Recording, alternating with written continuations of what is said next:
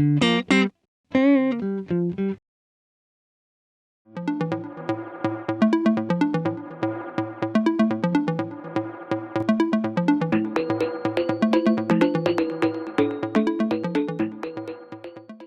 amigos, boa noite, sejam bem-vindos todos vocês mais uma vez para uma live do Abrindo o Bico, quinta edição. Estamos crescendo, estamos ganhando espaço aí nas redes. Meu nome é Camila Padilha e eu vou tocar essa primeira parte do nosso bate-papo. Para você que está chegando aqui a primeira vez, está assistindo, está acompanhando pela primeira vez, eu gostaria de apresentar primeiro um pouquinho o nosso grupo. Abrindo o Bico foi criado no início desse ano. Nós somos amigos, temos o objetivo aí de reunir criadores, profissionais de áreas diferentes, profissionais que criam aí também espécies diferentes, a fim de estudar assuntos concernentes à criação profissional dos piscicídios no Brasil.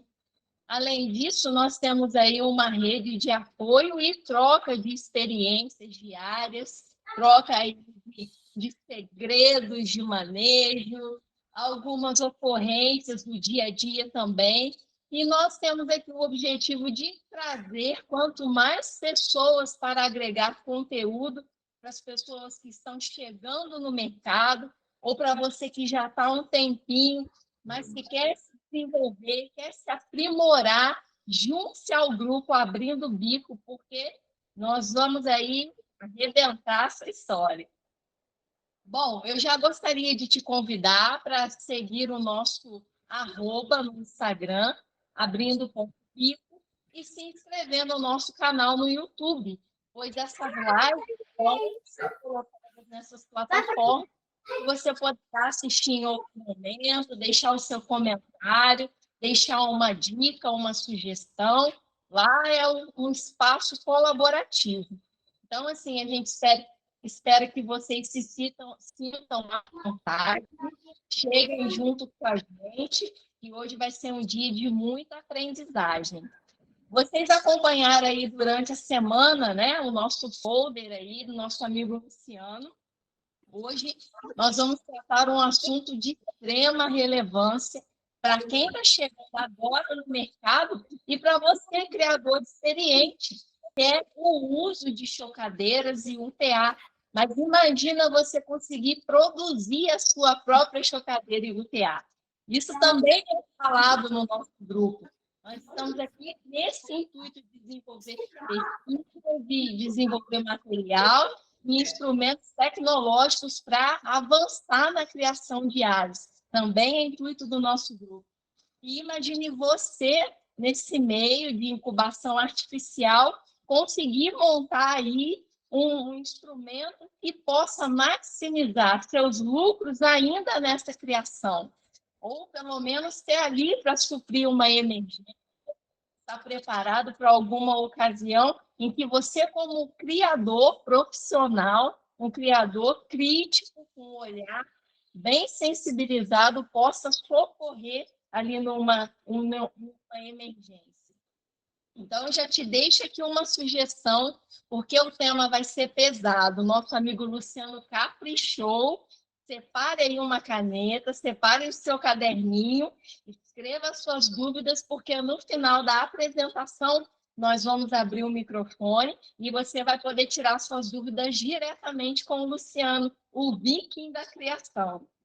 Também quero agradecer o Luciano pela sua bondade de estar aqui nesta sexta-feira. É membro do grupo Abrindo o Bico, tem contribuído, tem inspirado demais a mim, a minha criação. Luciano, gente finíssima, tive o prazer de conhecê-lo nesse final de semana.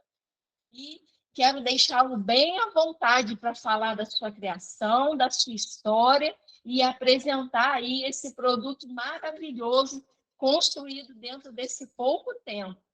Luciana, a palavra está com você. Obrigado, Camila. Obrigado aí pelos elogios, né? E por toda a apresentação aí também do nosso grupo, né?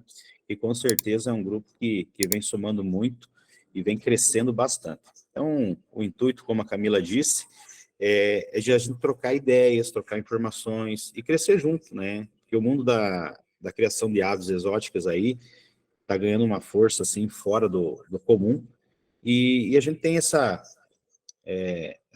boa vontade de trocar essas experiências, né? Então, vou me apresentar, com o meu pouco tempo de criação que tenho também, espero contribuir de alguma forma, né? O que a gente sempre fala é o seguinte, que às vezes o que a gente acha que é pouca coisa que a gente conhece, de repente, para alguém que está iniciando agora, faz uma diferença tremenda. E foi em cima disso que eu fiz lá o meu Instagram, enfim. Aí passo várias informações, enfim, de formas construtivas e tal. Então, vamos lá, né? Quem sou, onde vivo, né? Do que me alimento? Quem é o Luciano? Então, eu sou o Luciano Pou, tá? Eu nasci e fui criado aqui na cidade de Francisco Beltrão. Eu sou de profissão, de formação, sou biólogo, porém eu trabalho aí na empresa da família já há uns par de anos aí, há uns praticamente 20 anos na administração da empresa. A nossa empresa é a empresa de perfuração de poços artesianos e atua aí em todo o Paraná, né? Sou casado, tenho 2 filhas lindas, maravilhosas aqui também. E a criação de aves, aonde é que entrou a ave na minha vida, né? Eu sempre morei no sítio, então já tive uma ligação muito forte com animais, etc. E quando eu escolhi o curso de Ciências Biológicas, para mim traçar aí e estudar, que estava disponível também na minha cidade, foi por essa afinidade, né, com animais e tal.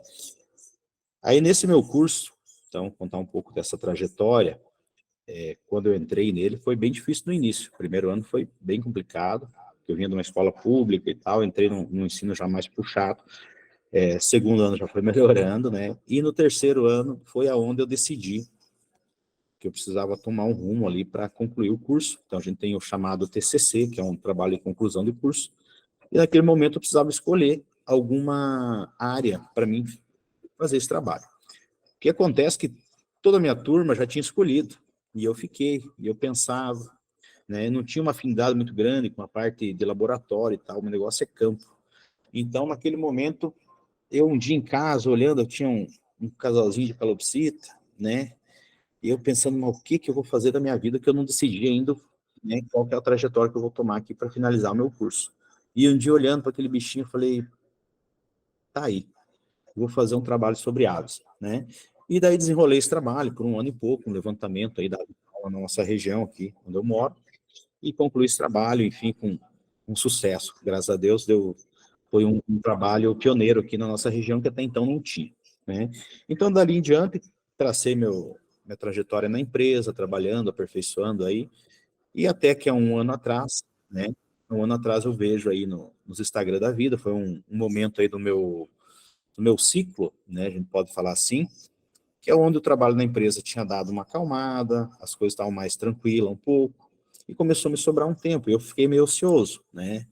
E já é da minha linhagem aí, da minha família, não a gente ser inquieto, né? A gente sempre mais, a ansiedade faz parte da família, é algo histórico já. Então, eu fiquei meio inquieto, comecei a procurar alguma coisa, eu precisava interter aquele tempo, preencher aquele tempo com algo. E nisso me aparece lá o Gil Pisca, Correio das Aves e tal, foi onde eu comecei. Então, eu tive o contato propriamente dito com a criação de aves exóticas, né? Entrei no curso e tal, estudei, e falei, é por aqui o caminho que eu vou traçar, né?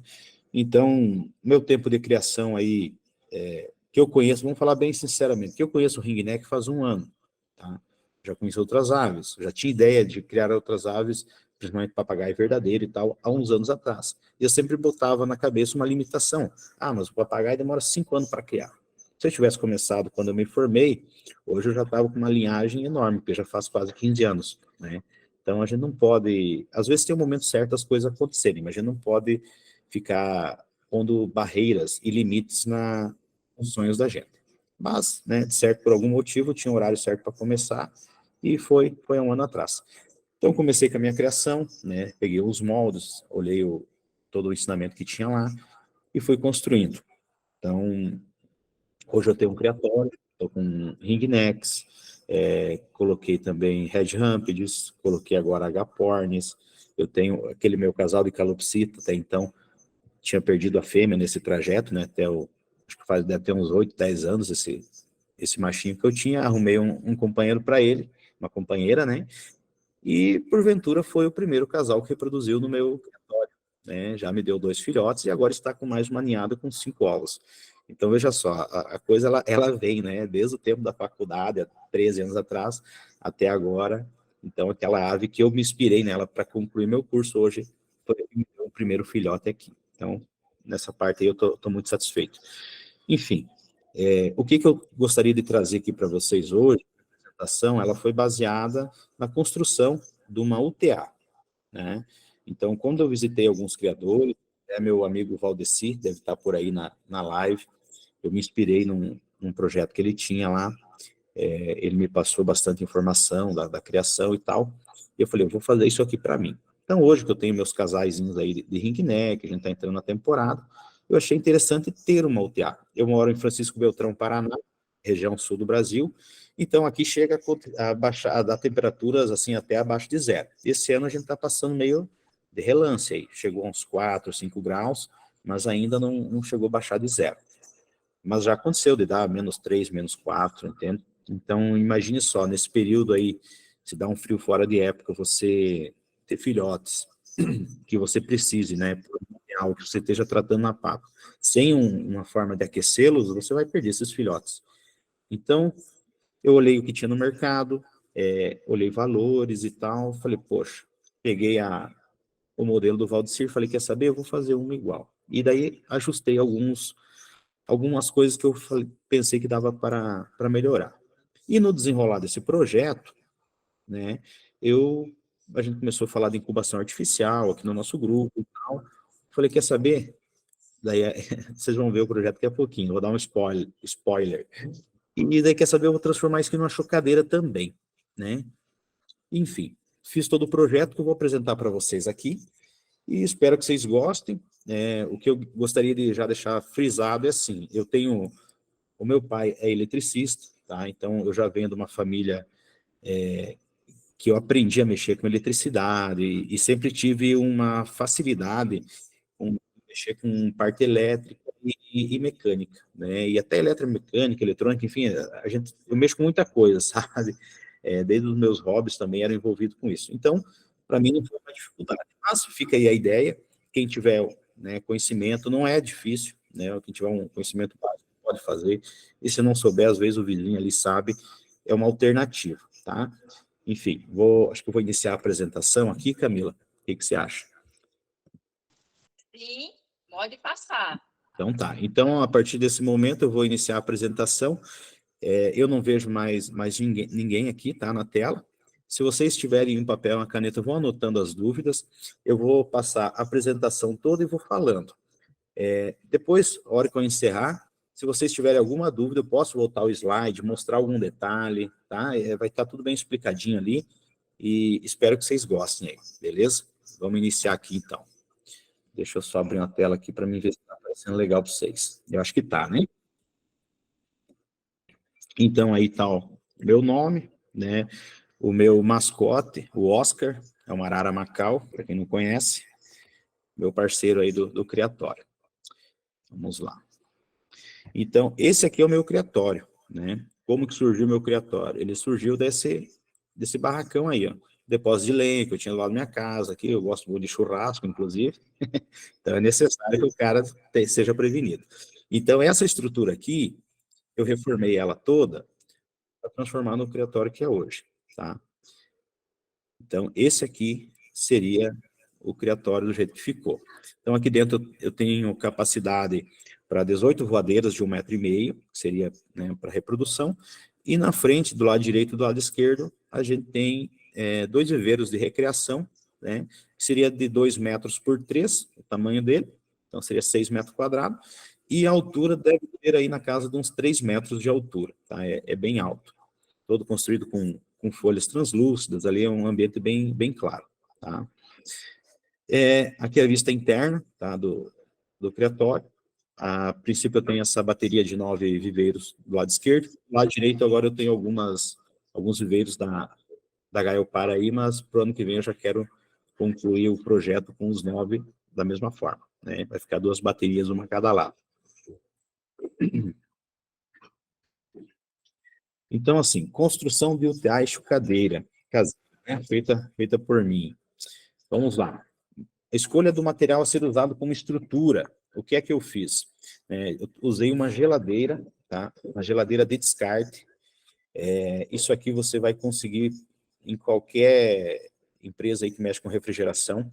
Geladeira, depois que deu problema lá em compressor e tal, não compensa consertar. Então, essa estrutura aqui é lixo, tá?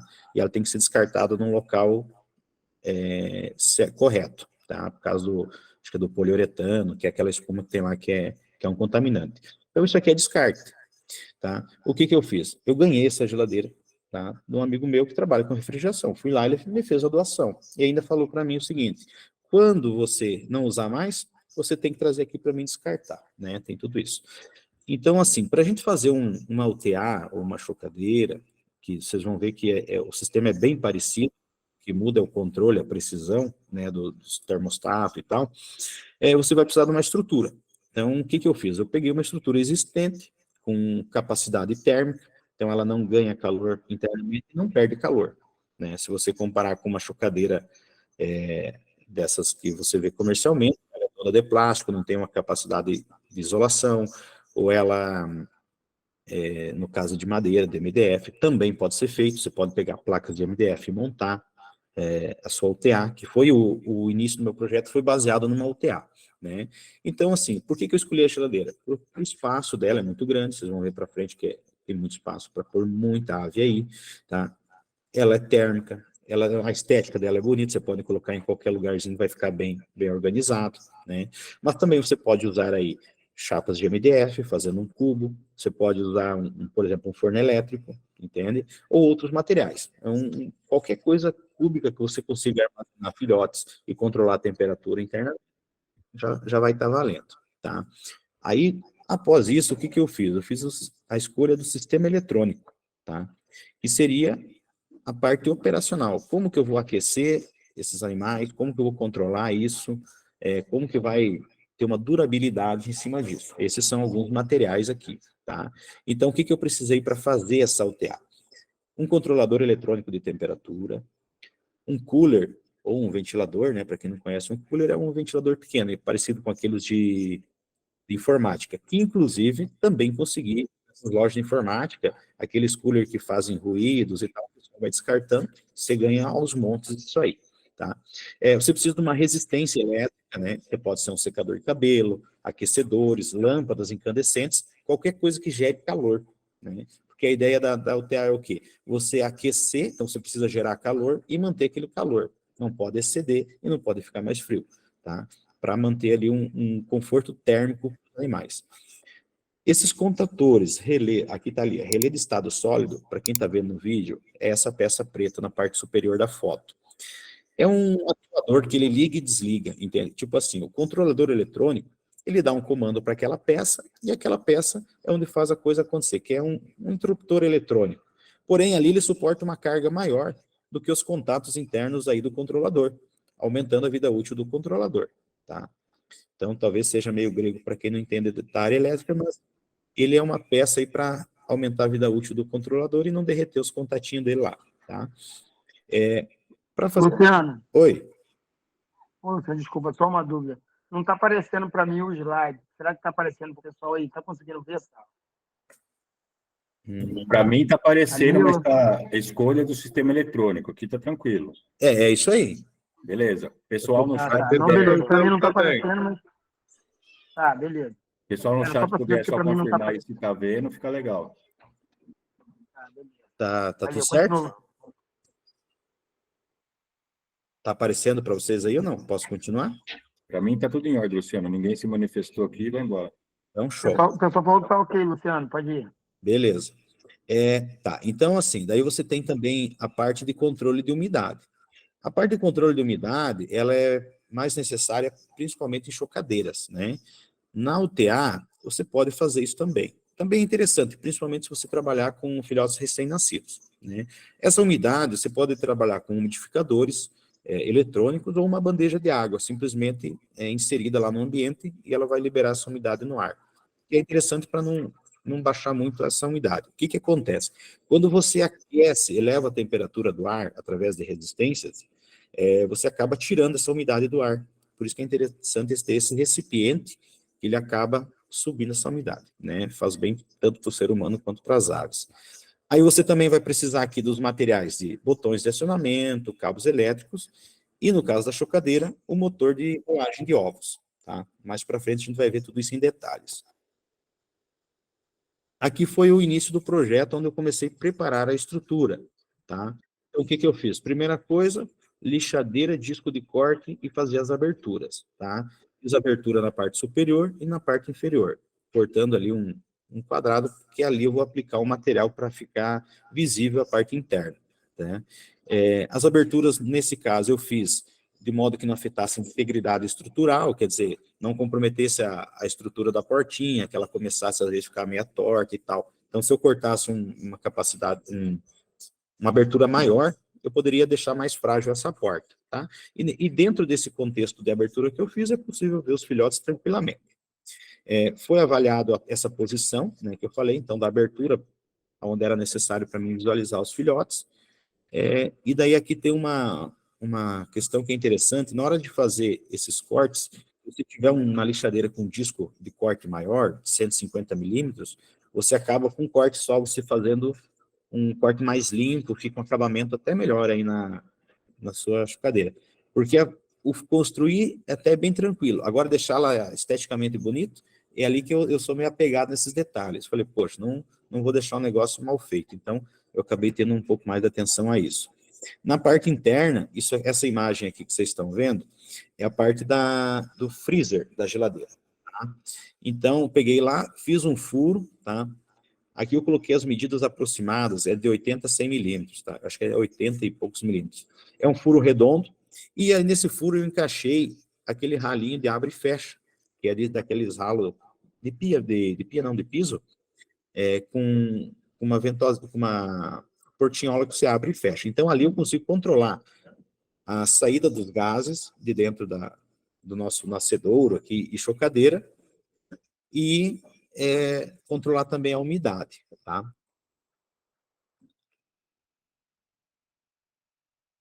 Ó, tem gente falando que não está aparecendo a apresentação lá, pessoal. Será que é algum problema deles lá? Vamos lá. Então, assim, o do Vinícius não estava e voltou. Eu não sei se ele, se ele saiu e voltou. Para mim está normal no computador. Não, tudo bem. É que eu estou com a minha tela aqui de celular do lado e está aparecendo tranquilo aqui. Vamos lá. Então, assim, ó, aí o que acontece? Nessas aberturas aqui que foram feitas, eu fixei um material, ele é similar a um acrílico, porém ele tem um outro nome comercial aí que ele acaba sendo mais resistente, ele não trinca tão fácil, mas ele é um PVC translúcido, transparente, né? E eu fixei ele simplesmente, eu cobri a abertura e fiz a fixação com parafuso. Se você olhar a foto direita, talvez na tela de vocês esteja muito pequeno, você vai ver alguns pontinhos, né? Aquilo aí é o que é? São parafusos autobrocante. Simplesmente chega, parafuso, ele já fura o metal e já prende lá na chapa da geladeira. Então, ficou à frente o tear ficou dessa forma aí. Então, eu consigo ter visão na parte inferior e na parte superior também, tá? Eu escolhi o acrílico, esse material ali, porque ele é mais fácil trabalhar, então você consegue moldar e tal. Mas você pode também utilizar um vidro, né? Se você fizer um vidro quadrado, o corte certinho, você pode encaixar e fazer uma vedação interna e externa aí com silicone, também vai funcionar. Tá? Aqui tem a passagem da fiação, tá? Algumas fotos que eu fiz enquanto estava passando. Tem uma fiaçãozinha considerável, assim, né? O que a gente tem que considerar nesse cabeamento? Tudo que você vai controlar. Então, se você vai pôr um sensor de temperatura, você tem que saber que ali você precisa de 2 fios. Se você vai pôr um sensor de temperatura e umidade, já é 3 ou 4 fios. Então, para cada comando que você vai dar, o mínimo é 2 fios que você vai usar, tá? Então, você tem ali motor de rolagem, você tem a resistência, você tem o cooler, você tem o umidificador, que eu instalei um umidificador, vocês vão ver logo para frente, e você tem também o sensor, tá? O cabinho do sensor normalmente acompanha o próprio controlador, tá? A voltagem selecionada, tá? Porque aqui eu trabalhei tanto em 127 volts na parte do controle, quanto em 12 volts para a parte de alguns cooler, tá? Vocês vão ver isso para frente também. Quais sensores instalados, então, você tem que considerar tudo que você quer controlar, e daí em cima disso você dimensionar a fiação, aí, o cabeamento para atender essa demanda. O que você pretende medir, que é isso que eu falei relacionado aos sensores, né? Uma UTA, o que você precisa medir numa UTA? Temperatura, tá? Temperatura. Na minha UTA eu fiz controle de temperatura e de refrigeração, mas a refrigeração não é gelar a geladeira, tá? Seria a ventilação, que seria o quê? A partir do momento que os filhotes chegam num certo tamanho, eles produzem muito calor. Aí a tua UTA, ela não precisa mais gerar calor, ela precisa baixar aquela temperatura. Até porque quando o filhote é mais novinho, ele acaba precisando de uma temperatura maior e depois você pode ir reduzindo, tá? Aqui tem algumas fotos do detalhe, né, da parte do controlador superior. Essa caixinha cinza aqui, por exemplo, é uma caixinha que eu tinha de descarte lá da empresa, né? Que ia fora, uma caixinha que sobra lá dos componentes, ia fora. Então eu fiz um recorte, instalei o controlador. Aí do lado direito, vocês veem aí cabeamento interno, esse controlador tem uma fontezinha 12 volts, isso aí vem tudo com ele. A única coisa que se faz é o quê? Instala uma tomadinha interna, liga os cabinhos ali na saída do controlador para as coisas ocorrerem. Essa aqui é a imagem da parte traseira da UTA. É ali onde que fica o motor da geladeira, aquela cumbuquinha que acumula água ali em cima do motorzinho. Foi removido toda aquela estrutura, né, da própria geladeira. Então, o que eu fiz ali? Do lado esquerdo, vocês vão ver uma tomada, tá? Tem uma tomadinha ali. Então, essa tomada aqui alimenta da energia. Então, eu fiz um rabichinho e coloquei naquela tomadinha. Aí essa tomada alimenta o controlador superior. Eu fiz duas alimentações separadas, uma para a parte da chocadeira e uma para a parte da UTA. Você vai ver aquele relé de estado sólido, que é aquela peça preta, que é o que vai fazer ligar e desligar esse secador de cabelo, tá? E do ladinho ali, aquela caixinha prateada, ela é uma fonte 12 volts, que é o que faz o comandinho desse relé aqui. Então, basicamente, o que eu faço? Instalei um controlador. Quando a temperatura baixa, esse controlador manda ligar essa caixinha preta, que é o relé, que aciona o secador. O secador faz o quê? Ele empurra o ar para dentro da chocadeira na temperatura de um secador de cabelo. Coloquei na temperatura mais baixa, né? Para também não aquecer tão rápido assim e não dar, às vezes, uma variação muito alta de temperatura, porque ela sobe rapidinho depois que liga. Então é isso aqui, tá? Bem simples o material. Essa foto aqui é a vista traseira do equipamento. Então, na parte inferior tem o secador e tal. Tem um trilhozinho aí que leva a energia para a parte superior, que é um outro controlador. Do lado esquerdo desse trilho, no meio da chocadeira, vocês vão ver ali, no meio da geladeira, vocês vão ver uma caixinha quadradinha. Esse é o controlador de temperatura da parte da UTA. O controlador de temperatura do nascedouro e chocadeira é em cima. E os dois coolers de ventilador, de computador, que serve para fazer a exaustão, né? Que no caso, quando a temperatura excede mais, ele tira de dentro os gases. Então, esse aqui é o compartimento interno da chocadeira, nascedouro, que eu montei. O que nós vemos aqui? Temos essa estrutura amarela aqui com os roletinhos, que é onde vai os ovos, tá? Seria a viragem dos ovos. A parte superior aqui, você vai ver bem no centro, um cooler, que é onde faz a ventilação. Pendurado ali do ladinho do cooler tem o sensor, que é a temperatura e umidade em um só. E você pode perceber que tem uma estrutura onde está fixado esse cooler. Ele é uma chapa de alumínio, né? Dessas... agora fugiu o nome do material aqui, mas é uma chapinha de alumínio, e eu fixei ela com espaço entre a parede do freezer, né? Da estrutura da geladeira. Para quê? Esse cooler vai jogar o ar para cima, e dentro dessa estrutura tem uma resistência, ela forma um círculo em volta do cooler, para forçar o ar passar por essa estrutura e aquecer o ar. Então a gente tem que fazer uma ventilação forçada para o ar aquecer, passando pela resistência. Tá? Para frente vai ter mais alguns detalhes. Então aqui tem alguns layouts aqui do virador de ovos, os valores que custaram. O virador de ovos desse aqui, ó, com motorzinho e tudo, R$110.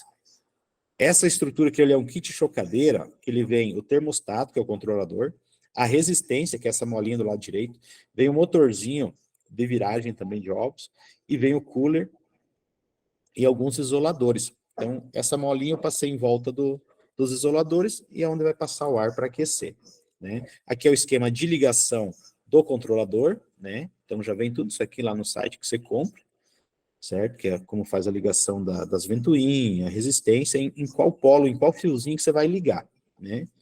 Para ele fazer o controle. Aqui foi o projeto pronto, já estava em operação, tá? Então, o que a gente está vendo aqui, ó? Então, o ventilador no teto, aqui na parte superior da imagem, o sensor penduradinho ali perto dos ovos. Então, quanto mais próximo dos ovos ali, melhor, porque é ali que a gente precisa medir a temperatura, tá? E esse umidificador de ar, tá? Que eu comprei, que ele encaixou certinho ali. Tive que fazer uma modificação interna, porque quem vai comandar para ligar cada coisa que está aí dentro é o próprio controlador. A única coisa que fica permanente ligado é o ventilador, porque o ar dentro da chocadeira, ele precisa estar circulando. Para frente aqui eu vou ter um slide que mostra bem certinho. Tá? Aqui tem alguns detalhes da resistência, né, do método de aquecimento. Então nós temos aqui resistência de mola, que é essa molinha aqui, similar à de um chuveiro, porém ela é mais fininha, com uma potência bem mais baixa, né? Tem a resistência blindada, que são essas da imagem da direita, elas têm uma durabilidade muito maior, né? E, consequentemente, tem algumas potências muito grandes também, né? Não precisa tanta potência, tá, gente? Porque a gente quer só fazer os ovos chocarem e não fazer eles fritos. Porque a temperatura aí de chocagem, na grande maioria, é 37,5, com algumas variações para mais ou para menos. Então, a gente não precisa de um ambiente com alta potência calórica ali, tá? Outros métodos de aquecimento que a gente pode usar são lâmpadas incandescentes, secador de cabelo, aquecedor de ar, né? Esses que você compra em qualquer lojinha, tudo isso é válido, tá? Tem gente que faz aí chocadeira e UTA dentro de uma caixinha de isopor com uma lâmpada incandescente. Na hora ali do aperto, para você salvar ali a sua ave, é válido e funciona também. O que tem que cuidar é só questão de proximidade, para você acabar não queimando a ave. Aqui nesse slide, eu coloquei o princípio de funcionamento. Então, para quem não entende como funciona uma chocadeira, uma UTA, qual que é o princípio dela? Você pegar o ar frio, passar por um aquecimento e você fazer isso circular. Por que ele fica sempre circulando? Para você não ter diferença de temperatura. Então, o que acontece? Chocadeiras é praticamente igual a máquina de lavar roupa, né? Quanto menor, melhor o seu funcionamento. Por quê? Porque a quantidade de ar interno é menor, então ela não precisa, não vai ter diferenciais de temperatura muito alto, tá? Então, aqui essa imagem ela parece mais alta porque eu tive que mexer na configuração da imagem. Mas é um freezer normal aí de geladeira. O que acontece? Então, o cooler puxa o ar para cima, né, jogando no teto do freezer ali, né? E a resistência está em volta desse cooler. Então, a partir do momento que o ar passa, naquelas duas flechinhas que tem em cima, para a direita e para a esquerda, a hora que ela passou pela resistência, ela já aqueceu esse ar. Aí o ar vai descer pela lateral, tá, dessa abertura, dessa chapa que eu coloquei no teto, e vai vir para baixo, né, perto dos ovos, e vai subir de novo. Então, ele fica fazendo esse fluxo, como se fosse um redemoinho. Um princípio aí, para quem já viu muito aí nos comerciais, de uma air fryer, né? É o mesmo procedimento, o ar tem que estar girando. Quanto mais esse ar fluir ali dentro, melhor vai ser seu controle de temperatura, tá? Então, esse que é o princípio aí do funcionamento. Aqui é um vídeo onde eu mostrei ele funcionando. Vamos ver como é que ele vai mostrar para vocês, ó. Então, aqui nós temos um umidificador, ele está injetando o vapor de ar, de água, tá? Do ladinho temos os ovos, já na posição certa. Um gerador aqui ele já está operando, certo? Ó, acabou de ligar, ficou a luzinha azul, ligou ali o umidificador, ele sai uma névoa. Aqui tem o controlador, que ele me indica umidade e temperatura, ó, 45% de umidade e temperatura, agora passou aqui. A temperatura ele vai chegar nos seus 37,5, tá? Que são os ovos de galinha aqui. Aí eu tenho o gerador de ovos, né? O virador de ovos, que ele tem um botão em cima lá no controlador, que eu ligo e desligo ele, tá? Para que tem esse botão? Porque quando faltar aí 2 dias aí para eclosão, aproximadamente, você tem que parar a rolagem dos ovos. Eu não sou um grande especialista em incubação artificial, né? Então, tudo isso que eu fiz foi por um desafio meu de fazer e fazer um teste, né? Se a coisa funcionou. se funciona. É um desafio pessoal mesmo, e acabei aproveitando o embalo e fazendo isso. Esse controlador que vocês estão vendo agora aqui, R$ 47,00, esse aqui é o que eu usei para fazer a UTA. Esse controlador ele tem duas saídas. As saídas que a gente fala são as ligações. Então, ele tem a ligação para aquecimento, que foi lá para o secador de cabelo, e tem uma ligação para para refrigeração, que foi lá para o cooler. Então, assim, eu programo aqui 30 graus de temperatura. Aí, dentro da configuração dele, que você vai ler lá no manualzinho, tem como fazer tudo, você configura a esterese. O que é esterese? Esterese é uma diferença de temperatura entre o que você programou. Então, por exemplo, eu quero que lá dentro da UTA seja 30 graus. Então, ela vai ligar o aquecimento, vai chegar a 30 graus, ele vai desligar. Tá? Quando ele baixar essa esterese, essa diferença, quando ele baixar, se eu programar essa esterese para 1 grau e ela baixar para 29, quando é 29, ela liga de novo. Então, vai ficar flutuando 1 grau, entre ligar e desligar 1 grau. Você pode ajustar isso para o tamanho que você quiser. Numa chocadeira, isso tipo 1/10, ou 2/10 a variação. A gente varia menos, por isso que eu comentei antes. Quando você tem uma UTA, é algo mais simples, tranquilo. Eu não tenho para que você pagar uma Babilônia, né, sei lá, 2, 3 mil reais numa UTA, onde você tem que manter uma temperatura ali, uma estufa, né, vamos falar dessa forma, não tem segredo nenhum, tá? Uma chocadeira já é diferente, você tem chocadeira importada, você tem várias situações ali que podem influenciar, sim, na eclosão de ovos, principalmente quando a gente fala de ovos menores, mais sensíveis, né? Rolagem mais lenta, um controle mais preciso, mas, enfim, todos esses instrumentos precisam ser calibrados, tanto as importadas quanto as nacionais, e principalmente as caseiras. Todas têm um erro natural delas, tá? Então, esse controlador aqui é baratinho e faz uma função legal. Quem estiver anotando aí vai ver os valores que eu gastei aqui, tá? Um secadorzinho de cabelo que é mais comumzinho que tem, ou pega escondido lá da esposa, que ela talvez nem perceba. E então aqui a gente tem o sistema de exaustão, que são esses 2 coolers na parte central e superior, e na parte inferior eu coloquei ali um sisteminha 12 volts. Então, essa fonte aí que você acha em qualquer loja de material de construção, material elétrico, essas fontes de fita LED, por exemplo, ela serve para quê? Para fazer um comando de acionamento ali do meu relé de estado sólido, e também ele fornece energia para esses coolers. Como eu disse antes, eu peguei esses coolers de computador, né? Então é tudo doação aí. A única coisa que eu comprei foi os controladores, né? E o secador de cabelo eu não consegui pegar da esposa, porque ela estava de olho em mim. Então eu tive que comprar um também. Vamos lá. Configurações e ajustes, tá? Todo sensor, eu tenho aqui uma chocadeira comercial que eu comprei, tá? Não tenho a intenção de fazer incubação artificial, porém ela está aqui de sterp. Tá aqui, opa, tem uma zebra, eu tenho ela, tá? Eu tenho essa minha, que eu projetei também, na época que eu montei ela, foi com o intuito do desafio, de ver como é que era e o que acontecia, né? Deu resultado, deu tudo certo. Então hoje vamos dizer assim, eu tenho 2. Se eu estou com uma chocadeira, se eu botei algum ovo ali para chocar, e deu alguma probleminha nela, que pode acontecer em qualquer tipo de chocadeira, se der um raio sei lá, na rede elétrica que queima a sua chocadeira, e você está com os ovos lá dentro, o que você vai fazer? Né? Então, é aquela velha história, quem tem um, às vezes não tem nada, né? Então, eu tenho esse suporte da minha, que consegue tranquilamente continuar esse processo aí de incubação. Porém, essas chocadeiras têm sensores. Sensores, para quem não conhece, eu vou dar uma explicada meio por alto.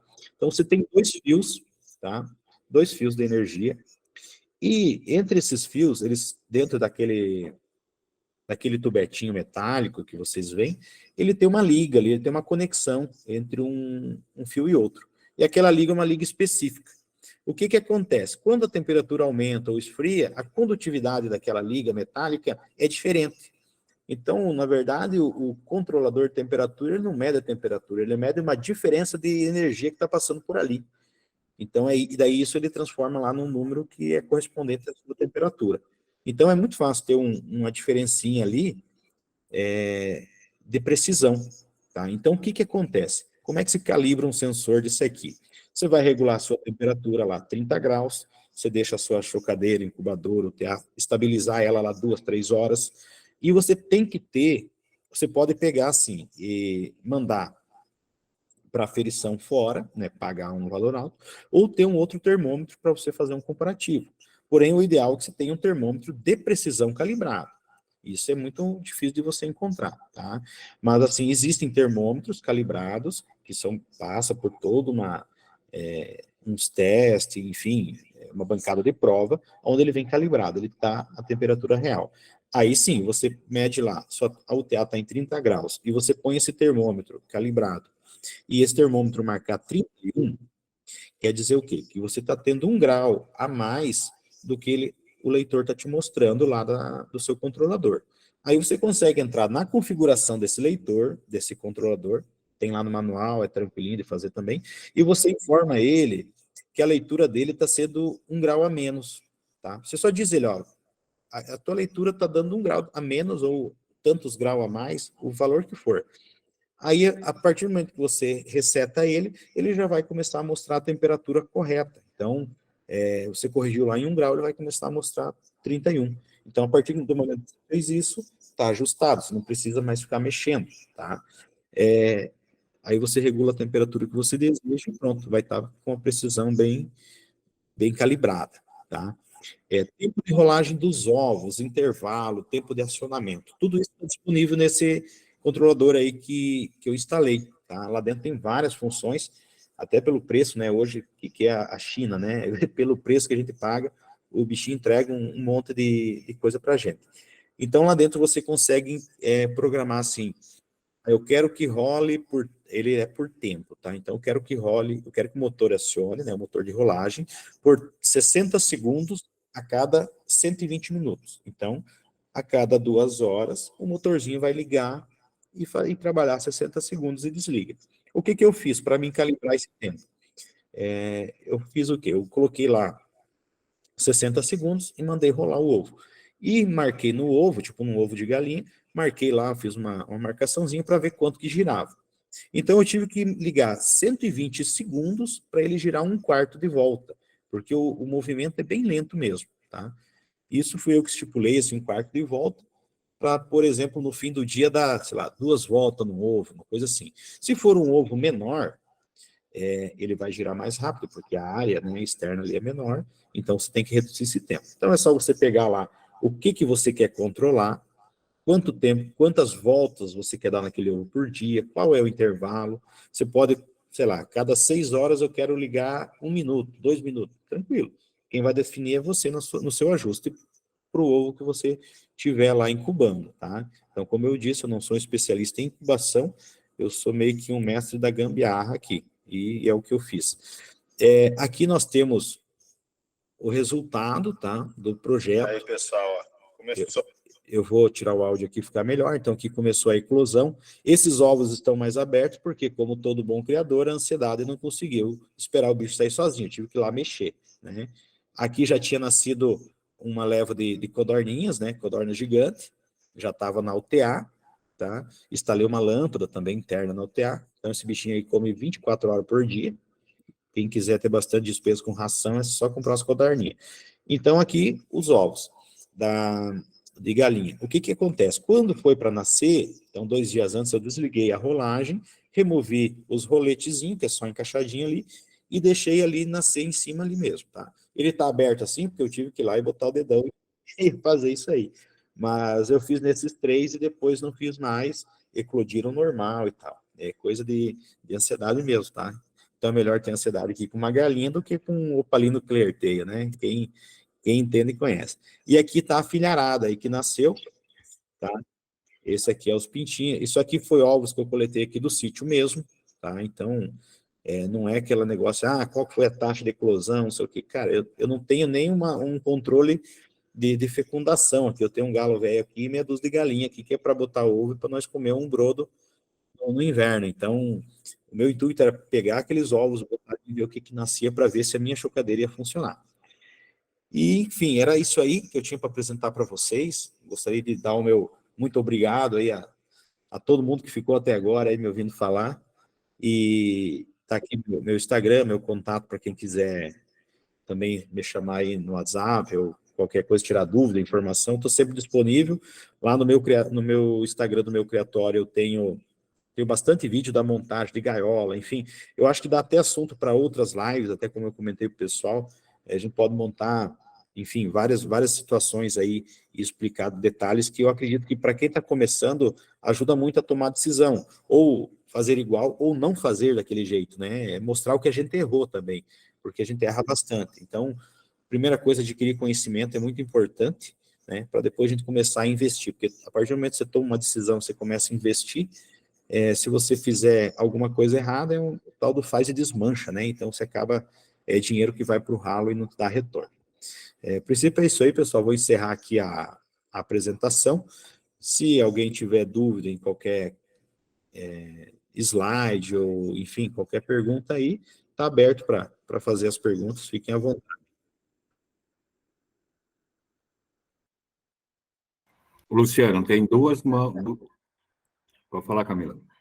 Luciana, agradecer a você mais uma vez pela apresentação, dizer que o conteúdo foi excelente e já passar agora para as perguntas. Desculpa interromper, Sala.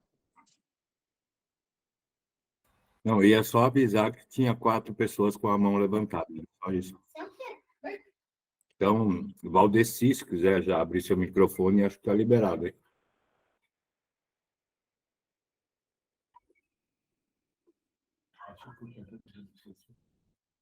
Valdeci? Tem que ativar o microfone, Valdecir.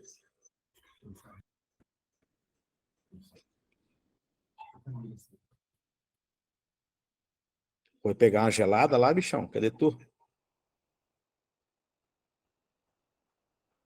Clica no microfone na tela aí, tá sem áudio, Valdecir. Lu, enquanto o Valdeci não entra aí, o Kerry Stoned perguntou se com uma adega de vinho quebrada dá para usar. Dá para usar sim. Inclusive, quando eu fui lá nesse meu amigo aí que trabalha com refrigeração, o que é que tinha lá vamos falar, na sucata dele, tinha uma bela de uma geladeira cervejeira lá, sabe? Aquelas mais antigonas, com toda aquela porta de vidro, cara, fica excepcional, né? Que coisa mais linda que tem. E outra, você tem várias prateleiras, né? Isso que é interessante. Até eu não tive a oportunidade de botar uma foto aqui, mas quando você abre uma geladeira, no caso essa aqui, você tem 3 prateleiras, tá? Então, assim, em cima dessas prateleiras, além do que tinha aquela caixa com as codornas, foi colocado assim numa prateleira, cara, aquilo dá para pôr muita ave, né? Então, se você separar por potinhos, assim, imagine, essa minha UTA aqui, por exemplo, não vou citar nomes, mas assim, perto das UTA que tem no mercado, disponível que você vê à vontade, ela corresponde a umas 3 UTA de espaço, pelo menos, só na parte de baixo. Na parte de cima seria equivalente a uma UTA normal, aí, comercial. Então, é 4 em 1, tá? Então, eu tenho 3 UTA na parte inferior, eu tenho um nascedouro, que é onde eu consigo controlar. Por que eu digo nascedouro na parte superior? Né? Porque eu consigo controlar umidade, temperatura, que é muito importante para utilizar como nascedouro. Né? E também instalei ali só os roletinhos para transformar em chocadeira. Então, o controle de temperatura e umidade é muito interessante na fase de eclosão e também ali na primeira semana de vida dos filhotes, né? A umidade, principalmente, para não perder muito, não ressecar a pele de filhote e tal. Depois você baixa, né, para a parte da UTA e você controla a temperatura que você quer.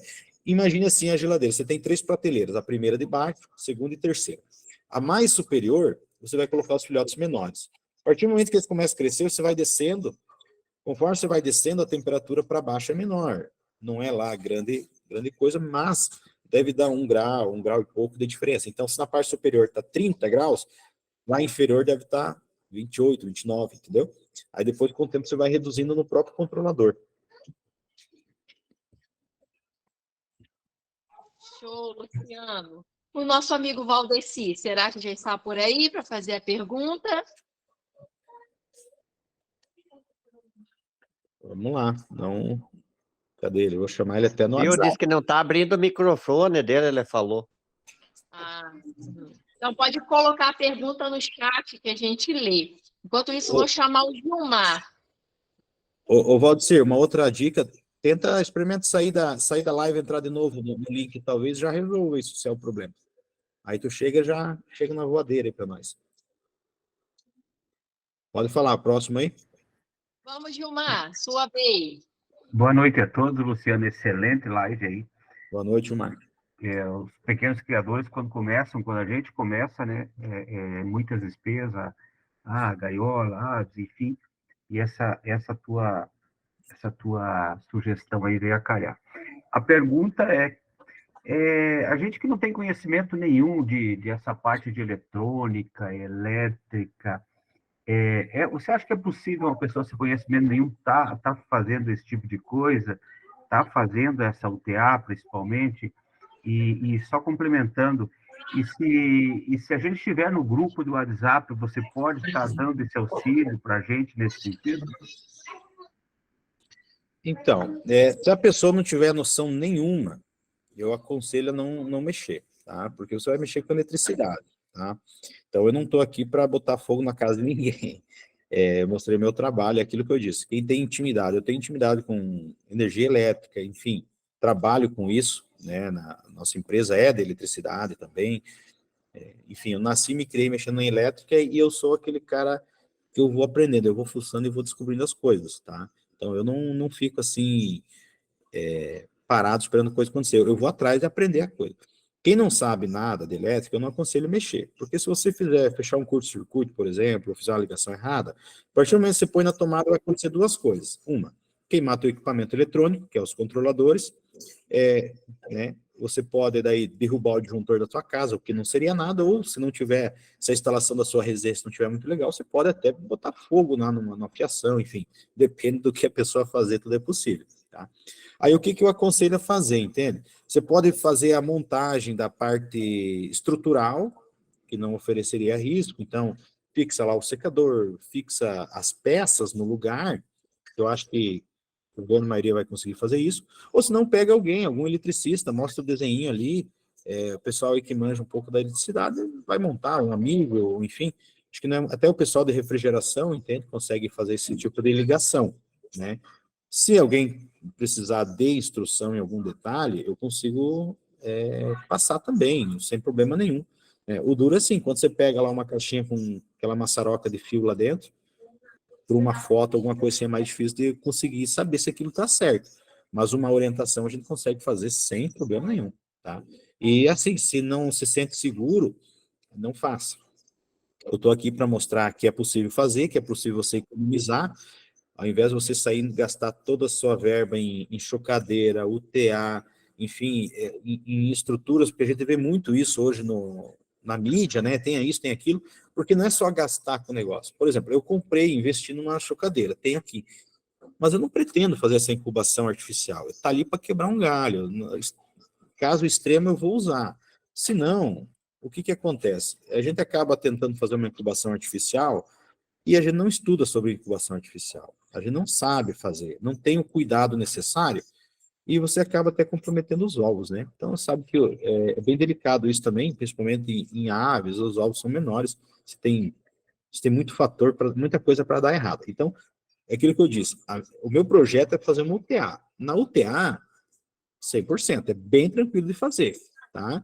É um secador de cabelo, um controlador, tem gente que liga direto no controlador, eu não fiz isso para prolongar a vida útil dele. E acabou, subiu a temperatura, desligou, baixou a temperatura, ele liga, e o que eu instalei foi um cooler para tirar esse ar quente. Porque a partir do momento que você baixa a temperatura interna, baixei para 25 graus, mas a quantidade de filhote que espero que tenha várias geladeiras cheias dessa aí por todo que é lado na temporada, a quantidade de filhote que tem lá dentro começa a produzir calor, e umidade também, que o próprio bicho libera e tal. Então você precisa de uma exaustão, o bicho não sufocar também, né?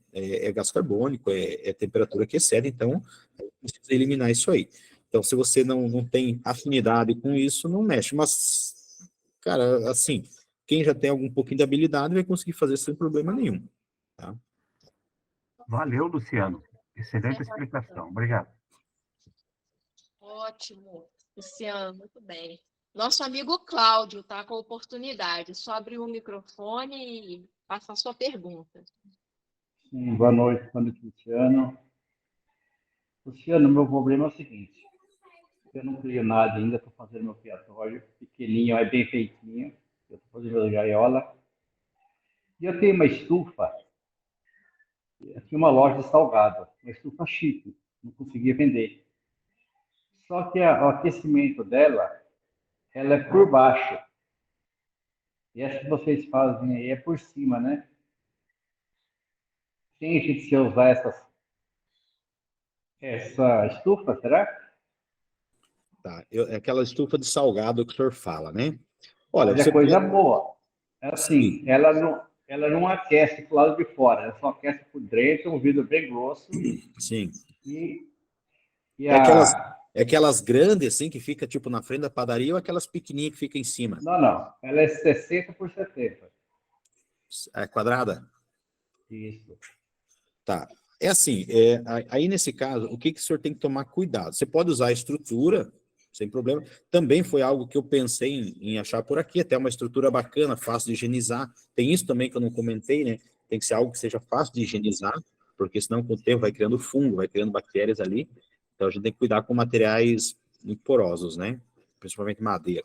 Essa estufa que o senhor falou, eu não sei qual que é a potência elétrica das resistências dela. Aí o que vai acontecer? A partir do momento que o controlador dá um comando, vamos falar de como ela é feita para funcionar, né? Você regula lá o teu termostato, que é uma temperatura já elevada, né? Sei lá, das 60, 70 graus, não sei exatamente quanto que mantém. Então ela vai atingir aquela temperatura lá, aquecendo por baixo. Então, se o senhor botar um potinho ali com um filhote em cima naquela superfície, o que vai acontecer? Provavelmente vai cozinhar o bicho, né? Porque ele está em contato direto. Mas o que eu acho que dá para fazer ali tranquilamente é o que? Pega a estrutura física, a gabine, né, o quadrado lá, elimina aquela resistência e põe uma resistênciazinha em cima com um ventilador, com 2 ventiladores. Porque a nossa ideia é o quê? Fazer um fluxo de ar dentro, pegar o ar frio que está no centro e jogar para cima, esquentando na parte superior. Para isso, você precisa de um espaço confinado. Então, assim, você tem o teto da sua estufa. Aí você tem Entendi. uma outra chapinha aqui, e entre meio ela que você instala a resistência, tá? Então fica entre esse espaço aqui. E o ar assopra pelo meio, e você vai forçar o ar passar pela resistência, então, a partir do momento que o ar passou pela resistência, ele aquece, e você faz esse ciclo. É o mesmo princípio de um secador de cabelo. Tem lá a resistência na ponta do secador de cabelo, e o ar vem de trás, o ar frio, passa pela resistência quente e vai para frente.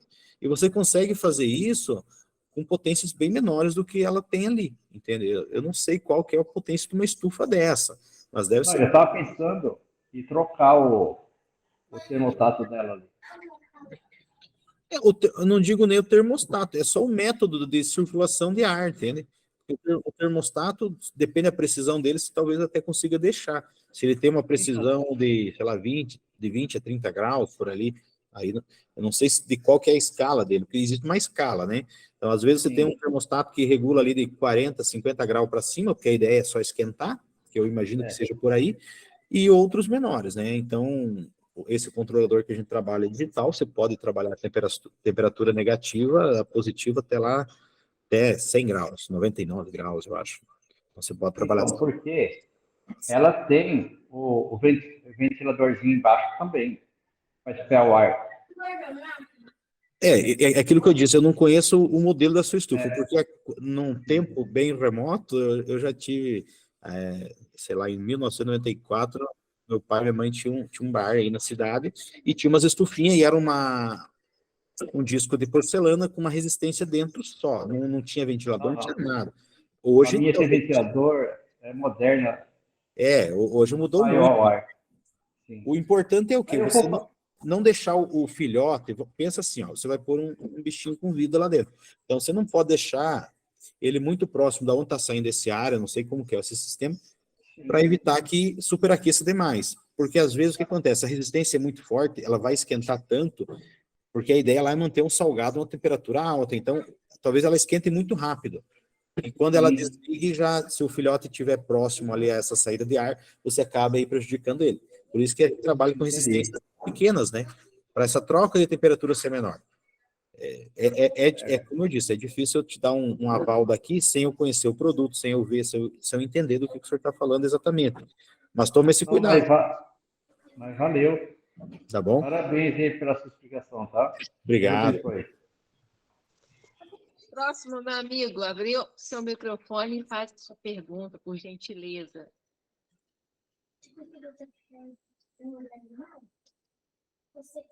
Quem que é agora, Camila? Que está na vez, hein? Valdemar. Valdemar? Boa noite, Luciano. Boa noite, pessoal. Boa noite. Eu estou fazendo também um UTA. Estou planejando aí, né? Que eu tive algum problema, agora não deu para fazer. Aí eu estou na questão do visor da sua UTA. Você usou acrílico em vez de vidro, não foi isso? Ele não é acrílico. Até o rapaz que me vendeu, ele falou o nome. Eu não sei se é policarbonato, alguma coisa assim. Ele é um material mais flexível, porque o acrílico ele é mais suscetível à trinca, né?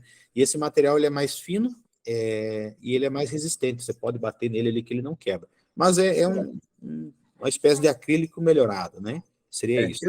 Eu fui comprar, fiz com o vidro. Eu comprei o vidro, eu não fiz ainda, eu comprei o vidro. Aí o rapaz me recomendou o temperado, que ele disse que podia quebrar com a temperatura. Não. Mas eu acho que não, porque a temperatura não é tão alta assim, né? Não, hoje se você pegar um vidro aí que fica, vamos falar assim, um vidro de janela aí convencional, ele fica exposto ao sol a uma temperatura aí num dia de verão que ultrapassa seus 37 graus folgado. Uma chocadeira, uma UTA, você não vai deixar exposto ao sol, né? Você vai deixar lá no seu criatório, dentro da sua casa, num lugarzinho reservado. Então não tem problema nenhum, né? Não precisa. Inclusive o vidro é mais barato. Eu optei por não trabalhar com vidro pela questão da instalação. Eu já teria que ter vamos dizer assim, cortado certinho no esquadro, uma questão de acabamento, né? Com esse acrílico, eu só botei em cima, parafusei e acabou, né? Mas o vidro funciona, bastante gente faz, tem até um amigo meu aí que faz com vidro, né? Fica bom também, faz uma vedação. Mais uma coisa, a questão fica embaçado por causa da umidade ou não? Não chega a embaçar? Ele embaça. Ele embaça, sim. Por causa da umidade dos filhotes, que eles vão liberando ali conforme eles vão crescendo.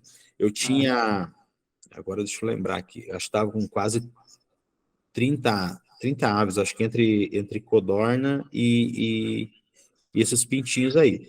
E ele embaça assim, principalmente que aqui estava numa época fria, né? Aí o que acontece? A diferença de temperatura interna e externa é muito grande, então aquilo realmente ele embaçava. Ele é igual um vidro de carro, assim, ele chega a escorrer, né? Isso não tem como não embaçar, por mais que tenha ventilação, né? Você falou aí em escorrer. Tem algum sistema para essa água escorrer? Você fez algum sistema, não? Ou é tão pouco assim que não precisou? Não fiz nenhum sistema, não. Pouquinha água, né, também? Não... É pouca água. Mas, assim, o que tem que ter cuidado é a questão da vedação, e eu sempre estava, né, monitorando isso também, né? Tipo assim, porque, assim, você tem filhotes lá dentro, se nós formos falar aqui de filhote de ringneck, enfim, de aves que você vai estar tratando 3, 4, 5 vezes ao dia, você está sempre mexendo naquilo ali. Então, eu sempre mantinha seco também, né? Cuidava isso aí, até para evitar de criar qualquer tipo de fungo, alguma coisa nas bordas. Eu tive um cuidado também de fazer uma proteção, uma película ali naquela parte do recorte da porta. E quando você corta, a parte externa da geladeira ela é metálica, a parte interna é PVC. E entre meio isso tem uma espuma. Então ali você pode passar uma película de alguma tinta, né? Você pode passar um silicone para evitar que vá acumulando coisa ali e vai embolorando, né, com o tempo. Né? E claro, sempre que você tiver filhotes, vai mantendo desinfetado, né? Quando tira os filhotes, desinfeta ali, usa Vircon, lava com água e sabão. A vantagem é essa, você pode pegar e lavar com uma VAP quase isso aí, né? Protege o controlador lá. E, boa. Se você fizer o controlador fora da geladeira, tipo, não dentro da estrutura, tipo, em cima dela, como eu fiz na parte da chocadeira, você pode botar ela na rua lá e meter a VAP para ele ali, que não tem problema nenhum, entendeu? É uma coisa rústica, assim, funciona bem. Só mais uma pergunta agora da questão de cima da chocadeira. Aquela bandeja que você fez, que você comprou pronta, não foi? Aonde vai os ovos? Sim. Sim, comprei pronto. Uhum. Ela é o amigo pode também, ó, tem uma arroba que aí pode tirar as outras dúvidas também, né? Isso, tem aqui, ó. Isso aqui eu comprei tudo pelo Mercado Livre, Valdemar. Tá aqui na tela, não sei se está aparecendo a tela para vocês aí. Tá aparecendo. Deixa eu abrir aqui também. Então, é esse aqui, ó. Grade de viragem de ovos com rolete. Acho que é 56 ovos com motor. Ó, R$110. Ela é adaptável para todo tipo de ovo ou só para ovo de galinha aí, como você estava usando ovo de galinha? Não, ele adapta aqui, ó. Se você olhar nessa outra imagem, você vai ver que nos roletes ali tem uns encaixes, né? Então você remove e aproxima ou afasta. Pode ver aqui, ó, eu tenho um espaçamento aqui tão pequeno que está um ovo de codorna em cima e tão grande que não fica um ovo de galinha em cima. Então você consegue ajustar ali. Você pode colocar o ovo que você quiser ali. Bem interessante esse sistema aí. Só assim, a qualidade desse produto aqui, eu já vou alertar, ele não é muito bom, não. Funciona, funciona. Mas ele é um, sei lá, meio feito a facão, o material ali do plástico, parece que é um plástico reciclado. Enfim, funciona, mas poderia ser melhor, tá? Mas também por R$110 com motor e tudo, né? Não dá para esperar muito. Pois valeu, obrigado. Valeu, obrigado você. Se o pessoal tiver mais dúvida, pode te chamar lá no privado, no Instagram, trocar mais uma ideia, tá bom, meu amigo? Valeu, obrigado. E a participação. A palavra agora é para o nosso amigo Cleiton Silva. Oi, Camila, boa noite. Primeiro, eu quero dizer que o Criatório WA, tá, Luciano? Parabeniza pela técnica e pela apresentação e a riqueza de detalhes. Obrigado. O Luciano Bento pergunta qual foi o custo, né? E se comparado com uma chocadeira de um fabricante, certo? Se você teve um ganho muito grande. Tá, então assim, aquilo que eu disse, aqui começou de um desafio pessoal, né? Vamos lá, eu comprei uma chocadeira de um fabricante conhecido aí nacionalmente, né? Tá em alta aí no mercado. Paguei R$2.500, tá? Ela choca, vamos falar em ovos de galinha, 35 ovos. Essa estrutura aqui que vocês estão vendo, ela choca 56 ovos, tá? Então, vamos lá, R$2.500. Então, eu fiz uma OTA com um controlador de temperatura independente, e eu fiz a parte superior que eu posso fazer como nascedouro, que simplesmente, se você olhar do lado esquerdo, tem uns fiozinhos ali, eu só desengato ali e removo toda essa estrutura amarela e fica a plataforma lisa, tá? Que foi até o intuito no início, e eu fui incrementando, fui botando acessório e fazer tudo isso aí. Se você pegar os valores que eu gastei, olha, a geladeira eu ganhei, tá? Então a estrutura eu ganhei. 200, deixa eu até olhar aqui, ó, R$110 do virador de ovos, 209 desse kit completo aqui, de chocadeira. O secador de cabelo, acho que eu paguei R$80. Deixa eu ver, ó, tem aqui, comprei aqui na cidade, paguei um pouco mais caro, R$64. Aqui, R$50, tá? Cooler de computador, isso aí eu ganhei tudo. Então, basicamente, aqui nós temos 300, 350, cara, dá R$400, R$500 aí, tá? Mais algum detalhezinho que eu peguei. Isso aqui faz fácil aí com uns R$800, tá? Você faz assim, ó. Qual é o ganho? Vamos lá. Uma chocadeira, sei lá, pega, eu não sei agora te dizer quanto que tá uma UTA. Vamos pegar a UTA mais barata que tem no Mercado Livre hoje. Eu não sei te dizer, mas talvez seja o quê? Uns 400. Enfim, eu não teria essa informação na mão. Se a gente pegar o TA top de linha, né, tem toda uma riqueza de acabamento que é diferente, lógico. Nós vamos pegar a mais baratinha que você encontrar. O espaço que tem dentro da geladeira, na parte inferior, que eu uso para UTA, ela corresponde a umas 3 UTA dessas mais baratinhas. Então, vamos supor que seja R$400 uma UTA de madeira e tal, então já seria 3 UTA dá R$1.200. Então, aqui eu gastei 800. E em cima eu tenho uma outra UTA, então são 4, sabe?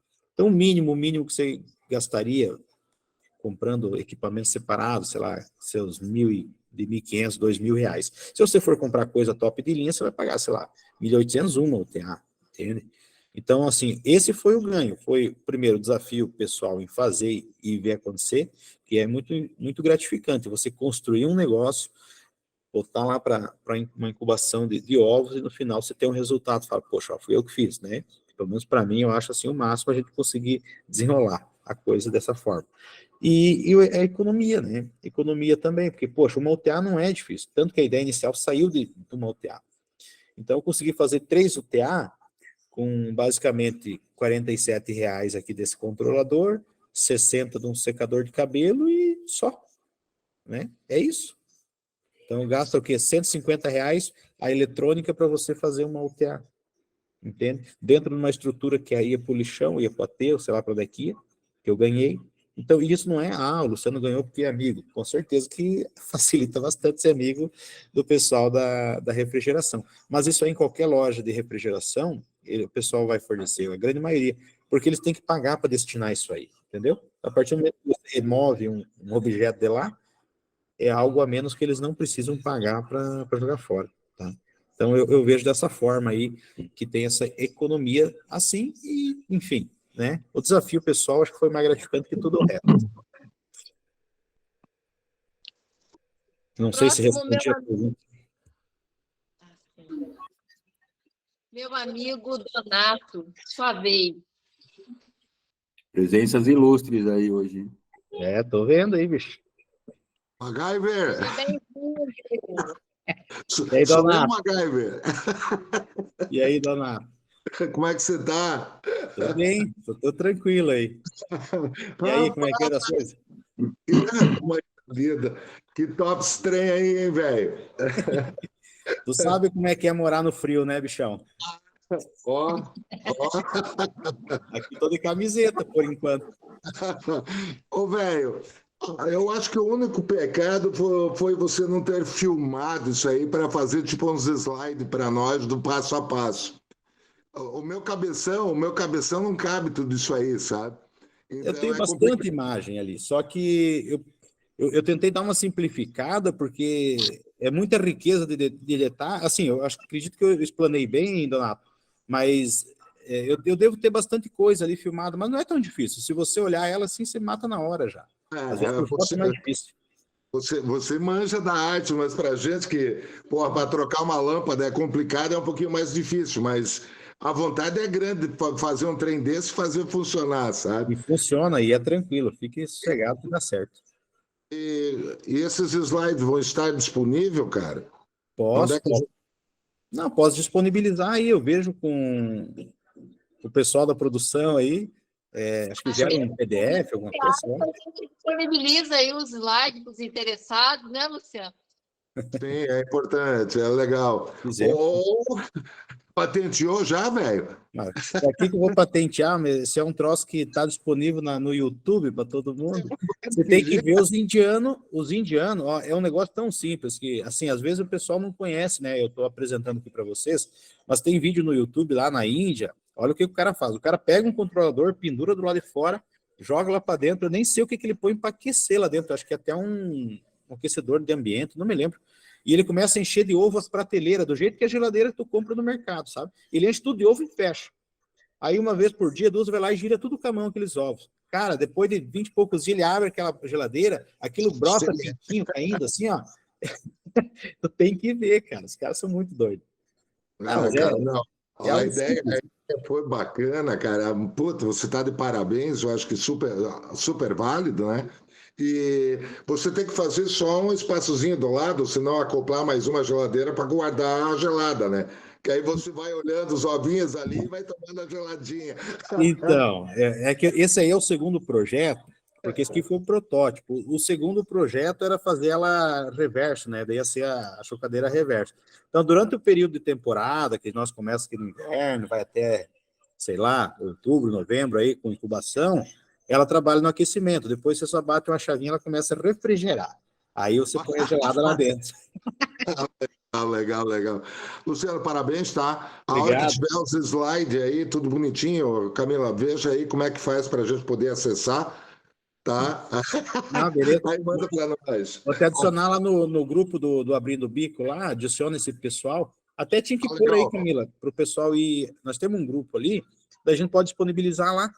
Dá um jeito de pôr, eu não sei como é que faz para adicionar essa galera lá, aí eles já vão entrando. O link já está no chat, pessoal. É só clicar no link que vocês entram pro grupo lá, tá disponível já para vocês participarem, tá Aí bom? no chat aí, é só clicar e cair para dentro. Cola de novo aí, Sala, para ficar mais atualizado aqui. Estou colocando aí várias vezes aí. Capricha aí. Olha, eu já vou abrir a oportunidade para o meu amigo Laurence, hein? Vamos lá, Laurence. Luciano, Pega parabéns, leve, velho. hein? Pega leve.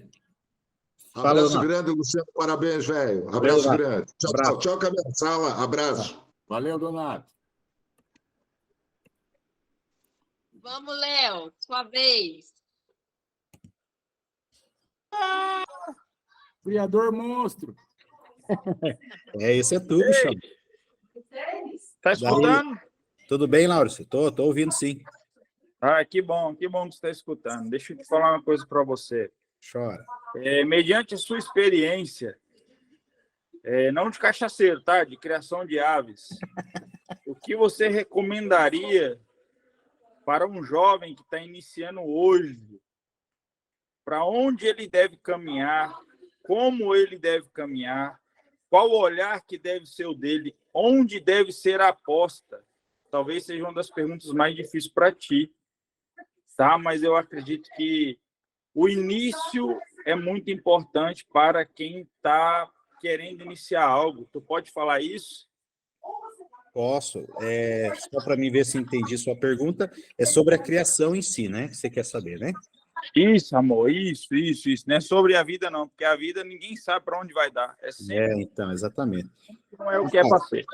Então, assim, ó, eu vou falar, então, o que eu aprendi, o que eu fiz e o que eu vejo hoje, né? Porque sempre que a gente começa alguma caminhada nova, você começa todo inseguro, principalmente sem conhecimento, às vezes sem referência, e você acaba se abraçando ao que você vai vendo, ao que os outros te falam, enfim. E nessa vida de criador de aves aí, o que a gente percebe muito, e sei lá, tem coisa que é boa, tem coisa que não é legal, é que cada um tem seu manejo, né? E às vezes a pessoa começa a copiar e acha que vai ser igual o resultado, e não é bem assim que acontece, tá? O que eu posso falar é o seguinte: primeira coisa, antes de você começar uma criação de aves, ou enfim, qualquer negócio que você vai começar, estude, adquira conhecimento, veja onde é que você está entrando, tá? Se você vai entrar na criação de aves, que é o nosso objetivo aqui, mas se for qualquer outro negócio, você tem que avaliar onde eu vou, o que eu vou fazer, onde é que eu vou entrar, quem são os concorrentes, né? Quais são os desafios, qual é o investimento, qual o resultado que a gente espera. Então, tudo isso tem que ser colocado na ponta do lápis. Qual o tempo de retorno, tá? Por que eu estou dizendo isso? Porque criação de aves, até eu tive um impasse aqui, não um impasse, né? Com meu pai e tal, mas isso aí, não sei o que e tal. Porque ele duvida, ele não está no meio, ele duvida de valores, ele duvida de um monte de coisa relacionado às aves. E eu disse bem assim para ele, né? Falei, pai, veja só, você mora no sítio, você já, né, enfim, conhece de criação.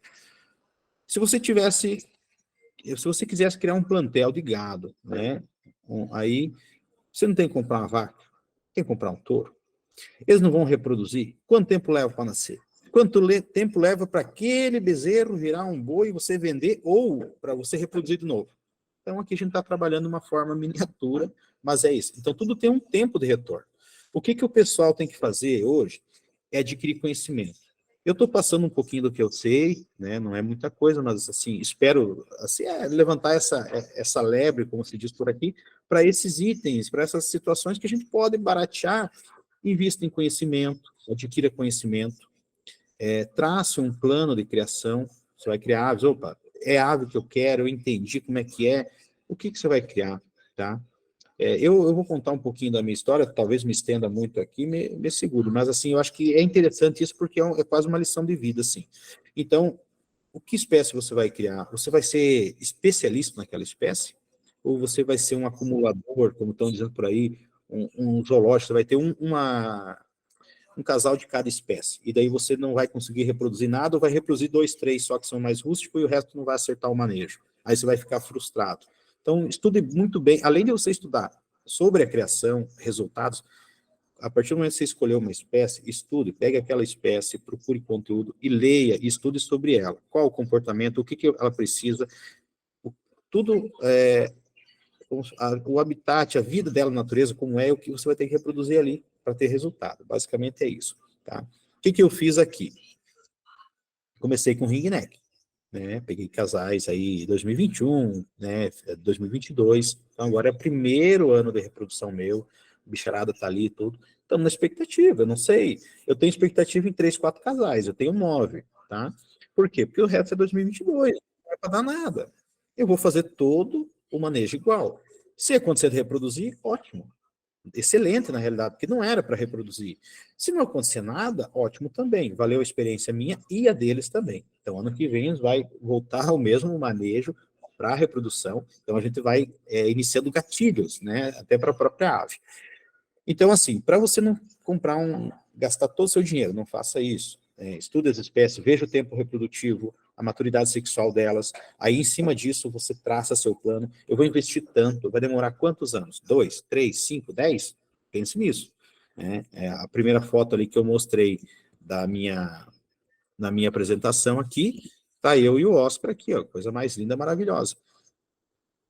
Eu tenho a intenção de reproduzir araras, ótimo, mas eu sei que é 7, 8 anos e se tudo der muito certo, né, porque pode não formar um casal. Então, para mim não ficar me desgastando, aquela ansiedade que a gente quer reproduzir na hora, porque não tem coisa mais linda que você ver filhotes, né, independente do filhote que for. Então, por que eu fiz a incubação com galinha, com codorna? Agora eu estou aqui com uma ninhada de codorna chinesa que nasceu, mas bichinho desse tamanho assim, ó, o ovo é do tamanho de um ovo de agaporn. Você vai pegando o manejo, você vai pegando os trejeitos da coisa. Eu peguei o meu criatório e eu coloquei ele dentro. Eu já tenho um casal de calopsita, que eu já tinha um machinho e tal, foi a primeira ave que nasceu no meu criatório. 2 aves ali, agora estou com mais uma ninhada de 5.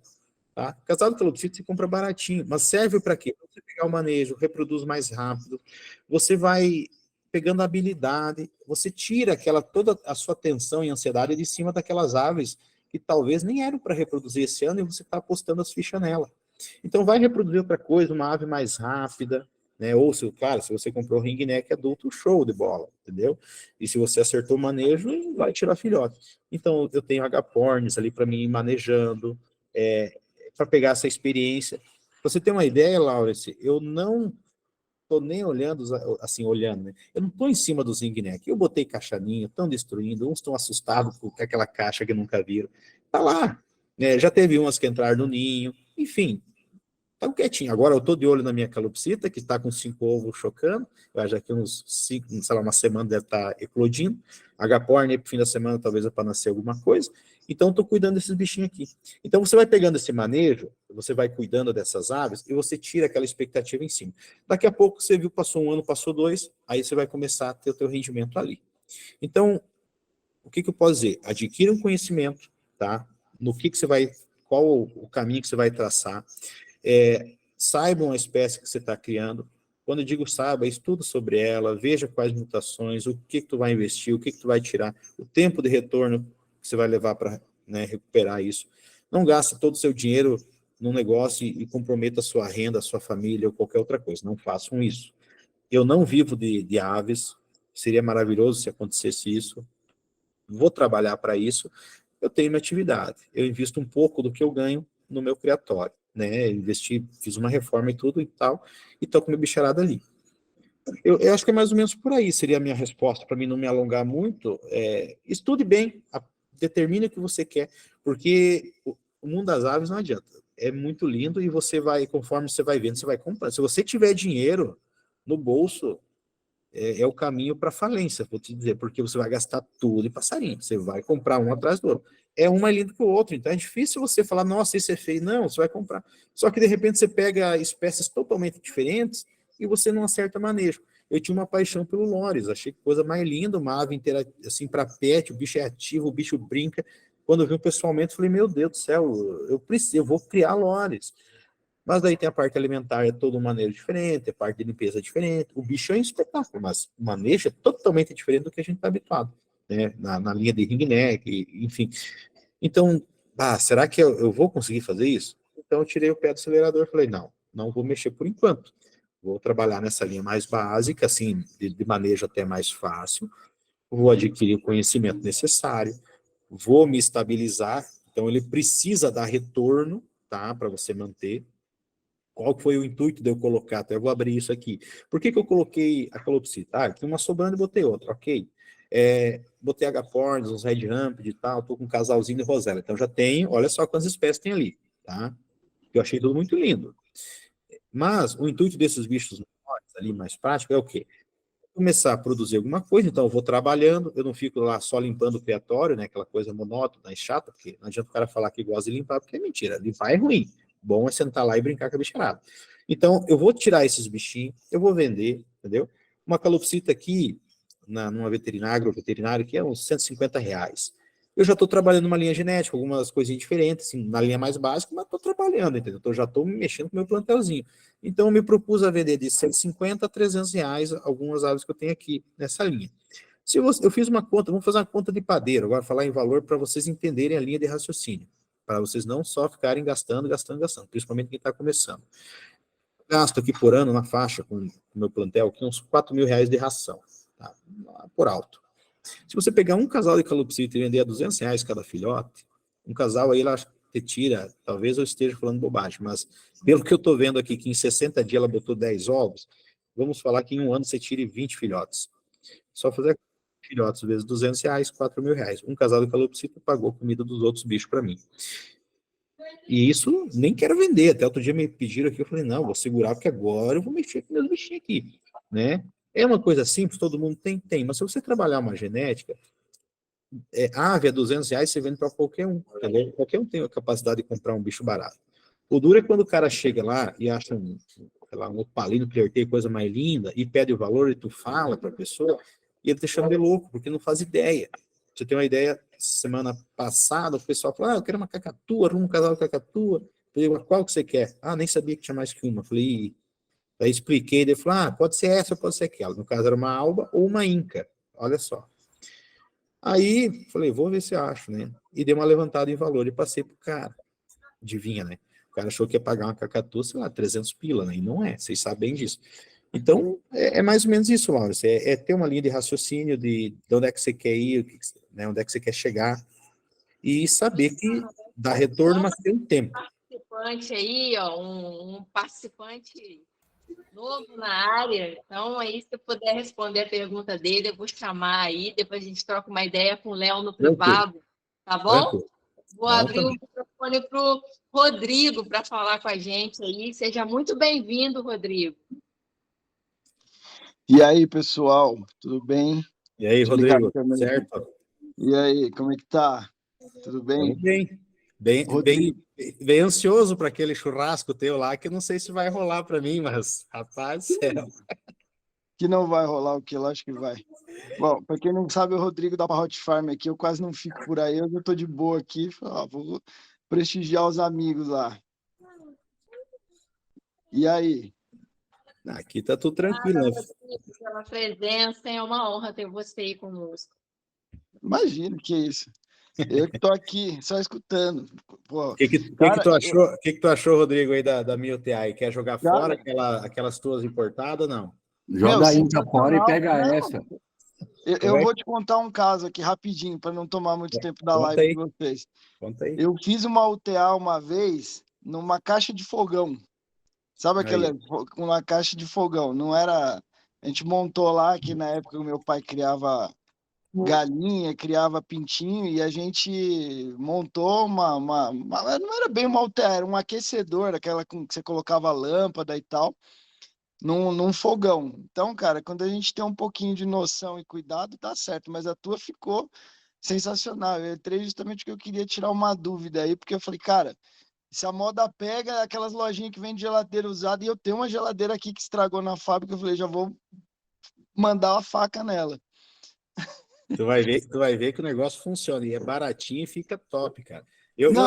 Aquilo que eu falei, né, eu peguei como um desafio, né, Rodrigo, não é... Comprar tudo é mais fácil, mas se bem que ultimamente o povo ficou doido, né? É o teatro de 2 contos, é chocadeiro de 3 contos, falei, mas caramba... E daí eu falei, quer saber, eu vou meter o facão aqui, vou fazer a bichona. E daí comecei a botar uns acessórios. Até a turma aqui dos criadores da minha cidade fala assim, a tua tem mais acessório que esses fucão antigos aí que andam na rua aí. É cheio dos esquemas aí. E ainda falta colocar mais alguma coisinha ainda para incrementar ela aí. Vou instalar o modelo verão, a opção verão, né? Que dela refrigera também, né? Aí que é bom, né? Acabou a temporada, já começa a outra, né? Começa a temporada de férias, de chopp e carne assada. Aí não é, até que não é mal. Mas deixa eu te perguntar uma coisa dela. A parte de baixo da geladeira é a UTA, pelo que eu entendi, né? Que eu cheguei na live meio tarde aí. É isso aí. Uhum. E aí você usou para aquecer ela, é o secador, é isso, né? Secador de cabelo. Legal. E assim, quando você coloca, você chegou a fazer um... Eu imagino que sim, mas estou te perguntando para ver se você já fez esse estudo de colocar o termômetro em vários lugares para ver se a temperatura fica meio homogênea em todos os andares, entendeu? Sim, eu não fiz ali porque o termômetro dela da onde eu instalei o controlador, na realidade com o termômetro dela eu não fiz, né? Eu fiz com outro, coloquei no centro. Embaixo ela vai ser mais fria, né, Rodrigo? Ela vai vir o ar mais quente, porque o intuito é o quê? Colocar as aves dentro de recipientes, né? De vasilhas, etc. ali. Certo. Potinho e tal. Então, a parte de baixo, ele vai, no frigir dos ovos, ali, quando ela está estabilizada, ela vai ter uma temperatura menor, mas a variação é pouca. Por isso que eu falei para o pessoal que a UTA é mais tranquilo, porque a gente não precisa ter uma precisão tão grande quanto uma incubação, entende? Uhum. A ideia é essa, então a gente começa com os filhotes menores na parte de cima, onde tem o calor, para quem não sabe, o calor ele sobe, ele se concentra na parte superior, tá? Certo. Se você aquece qualquer coisa, o calor ele tende a subir. Então, o calor fica na parte superior, então vamos dizer, na primeira prateleira, inclusive tem até ajustes dentro de uma geladeira. Essa ali acho que foi feita para ser uma OTA, não foi feita para ser uma chocadeira, uma geladeira, de tanta opção que ela tem de regulagem. Então na parte superior você tem uma temperatura maior do que na parte inferior. E a partir do momento que enche aquilo ali de ringneck ou passarinho que for, cara, ela já nem esquenta mais. Ela já começa a tirar a temperatura. Por isso que é interessante ter esse cooler de exaustão para tirar esses gases e essa temperatura. Tá? Com certeza. Eu tava aqui com...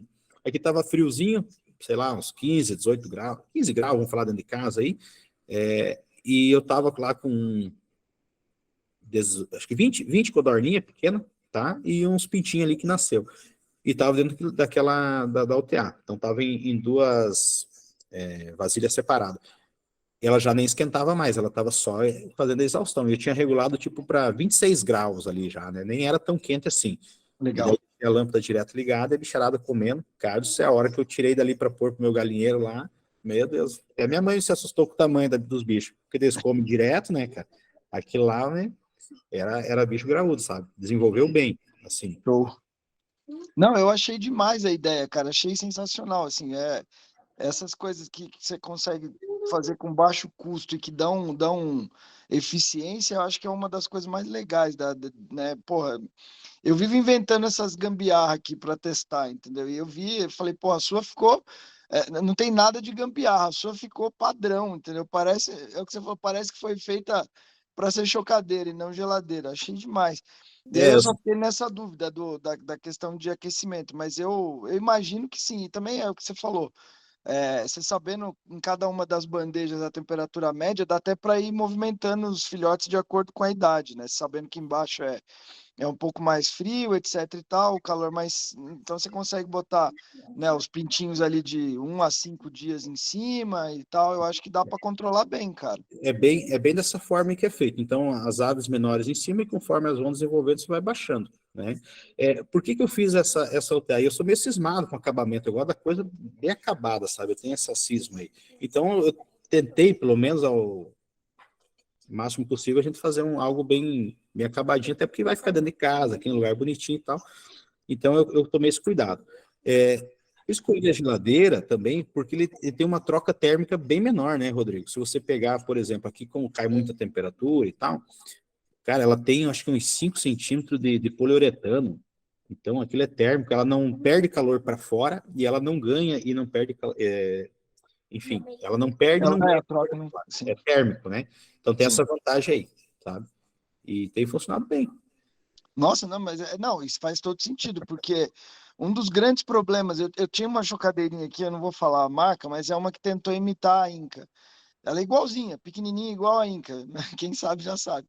E eu comprei para testar, porque eu achei o modelo legal, achei que, pô, é o que eu falei, a chocadeira que você viu aqui, a Inca ou uma outra chocadeira, essa outra que é produzida no Brasil, basicamente são os mesmos componentes, é um controlador, uma resistência bacana, né? Enfim, o recipientezinho de água lá. E aí eu comprei e montei lá em casa para testar. E coloquei uns ovos de Red Ramped na época, que tinha um punhado de Red Ramped. Falei, vou testar com os Red Ramped. Cara, cheguei, ela tava batendo num dia de calor normal, assim, não nem tão quente. Deu uma esquentada e ela ficava num banheirinho lá em casa que eu usei para testar. E era um banheiro que, normalmente, banheiro não é o cômodo mais quente da casa, né? Mas foi um dia que esquentou um pouquinho, ela foi bater quase 40 graus, cara. Aí eu falei, pô, mas que merda, né? Entendeu? Então aí é onde você vê a diferença, o que que é né, o que realmente consegue fazer o isolamento térmico, entendeu? E na geladeira eu acho que não existe nada melhor do que ela para isolar mesmo, pô, show de bola. Eu, assim, como eu citei no início da live ali, você tem várias opções, como você falou do fogão, até um forno elétrico, por exemplo. Ah, peguei a caixa do forno elétrico, você consegue fazer um negócio lá, entendeu? É menor, mais compacto, só que você não tem a parte térmica. Se bem que o forno elétrico ainda tem, alguns têm isolante, né? Se o pessoal não remover a tal da lã de vidro, né? Normalmente eles acabam retirando para reaproveitar. Então você tem essas opções. Mas o intuito é não ter essa troca, é ter essa eficiência de baixo custo. Hoje, assim, é aquilo que eu disse, se o pessoal tiver um mínimo de noção de instalação elétrica, qualquer coisa assim, cara, é 60 pila um secador de cabelo. O problema, o ponto negativo é um pouco do ruído. Dá para fazer diferente? Dá para melhorar? Dá. Já aumenta um pouquinho a complexidade. Seria fazer o sistema que eu fiz da parte de chocadeira embaixo, né, que é mais silencioso. Show. É só fazer a estrutura embaixo, ele suga o ar de cima, joga por baixo e ele faz aquele ciclo, né, em vez de estar em cima, estaria embaixo, a resistência com o cooler. Seria a minha chocadeira, só que invertida, né? Aí é mais silencioso, aí show de bola. Aí o secador faz um pouco mais de barulho, mas assim, ele vai ligar mais quando você mantém a porta aberta. Depois você fechou, ele estabilizou. Olha, acho que é 1 ou 2 ligadinhas por dia. É bem pouco que liga, sabe? Caraca. Não, é bem legal. E, enfim. Porque isso também é o que eu pensei. Falei, bom, como deve isolar bem, ele deve exigir bem pouco do secador como fonte de calor, né? Porque um secador ligado, sei lá, se ele tivesse que ficar ligado o tempo todo, ele não ia aguentar, não. Graças à geladeira ele funciona bem, entendeu? Porra, puta engenharia, hein, velho? Patentei essa porra aí. Foi algo que foi pensado assim, porque o secador, até o nosso amigo Felipe, que é engenheiro de verdade, né? Não é que nem eu, ele falou que tem o sistema de motor, que é com escova e tal, enfim, ele não é feito para ficar 24 horas ligado, não é motor de indução. Sim. Daí eu tava analisando, falei, poxa, mas assim, é que ele liga muito pouco. Se tu pega lá uma madame lá secando o cabelo, cara, elas derretem, né? Elas ficam lá tipo 1 hora. Só que tem uma diferença, né? Aí eu vou explicar. Tem uma diferença de um secador de cabelo profissional, né? O que a grande maioria das mulheres tem, já uma coisa melhor. E esse que eu comprei é aqueles que dobram o cabinho. Bom, R$60, né, cara? É o troço mais simples que tem. Aí ele é um motor de escova, então aquilo tem uma durabilidade menor. Mas analise, eu vou usar num período máximo de, sei lá, 4, 5 meses, 4 meses, vamos dizer, porque se começar a botar em julho, em agosto, 1º de agosto começou a botar, eu vou pôr lá em setembro, outubro, novembro, é 3 meses, porque depois já não é mais frio, entendeu? Já talvez nem precisaria tanto. Sim. Então é algo mais tranquilo, por isso que eu acho que a durabilidade é legal. O que eu instalei a mais foi aquele relé de estado sólido, para quem não conhece, ele é igual a um contator, né? Que também, se alguém não conhece o que é um contator, é uma peça, um dispositivo que é onde você bota uma energia nele e ele liga e desliga, como se fosse um interruptor da sua casa, só que eu dou um comando elétrico para ele ligar e desligar sozinho. Esse contator, ou esse relé de estado sólido, ele tem uma capacidade nos contatos muito superior ao que o controlador tem internamente. Então, quando o controlador digital ele faz a comutação, que ele fecha aquele contato, ele gera uma faísca. Sempre que você faz uma conexão ou abre de uma rede energizada, ou enfim, que tu põe em carga, né, na eletricidade, ele sai um fogo, uma faísquinha, né? E essa faísquinha ela vai derretendo esse contato. Então, com o tempo, a parte interna do controlador vai desgastar. Que eu não confio lá tanto assim num controlador de R$50 que suporta. Inclusive, ele vem lá com uma especificação de acho que 10 amperes, né?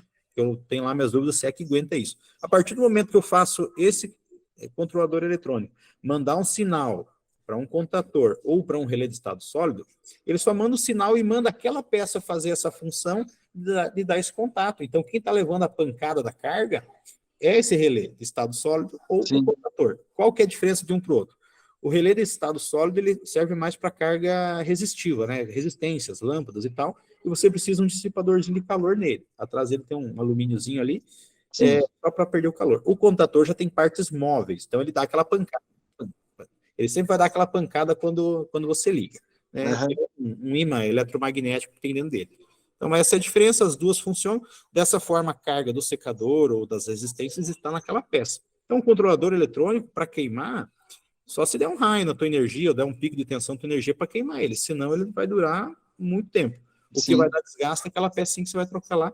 E ainda assim, no meu caso, um secador aí, vamos dizer que tem lá seus 10 amperes, o relé que eu instalei é para 25, então ele está bem superior. Isso aí é coisa para 30 anos e vai estar funcionando ainda. Porra, os caras das chocadeiras que não escutem, hein, velho? Cara, o que não é por nada, eu tenho uma chocadeira ali, é bonitinha, etc. Só que assim, é muito dinheiro, né? Vamos falar bem a verdade, né? É muito dinheiro. Claro que o cara faz uma. Tem que pensar também, não vamos botar o cara, né, o pessoal aí na fogueira, porque assim, o pessoal vai lá, ele faz um molde. Então, essas chocadeiras que você vê com acabamento, tudo são injetadas, né? Que eles falam. Então, o cara mete um PVC derretido lá e que nem fazer bolachinha dentro de um molde. Aqueles moldes são caríssimos para fazer. Tu faz uma vez só, mas é muito caro. Então, o cara tem que ter uma grande demanda para produzir aquilo. Aí ele tem um controlador de temperatura, né? Por exemplo, de uma marca nacional aí, um controlador que tem lá da Full Gauge, eu acho que está na casa dos seus R$800, tá? Em média, se tu for comprar. Então, poxa, mas a chocadeira custa R$2,5, mas R$800 já foi só do controlador. Sim. Aqui eu estou trabalhando com uma coisa chinesa, um quebra-galho de R$50, não dá nem para comparar, né? Sim. Só que ele tem muita informação lá que a gente numa chocadeira não usa tudo, né? Então ele é um controlador bem superior às funções que você acaba utilizando na chocadeira. Mas, enfim, o custo dele existe e isso é repassado ao consumidor com certeza, né? Não, com certeza. Meu, tá de parabéns, cara. Eu vi a foto dela, fui ver o vídeo e falei, pô, que da hora. Fiquei bem curioso para ver como é que funcionava. E acho que aí eu lembrei da minha época de quando eu incubava ovo de galinha e tudo mais com meu pai e tal. A gente fazia cada uma, botar até na lâmpada, no isopor, a gente já chocou. Então, velho, é o que você falou. Tendo a manha do negócio, sabendo como é que a coisa funciona, dá para fazer na geladeira, dá para fazer no forno, dá para fazer no isoporzinho. Só que tem que saber o que faz, né? Não tem jeito, senão não adianta, né? É o que eu falei ali, né? Se você sabe o que está fazendo, beleza. Se você não sabe, não mexe, porque senão você vai meter fogo na sua casa aí.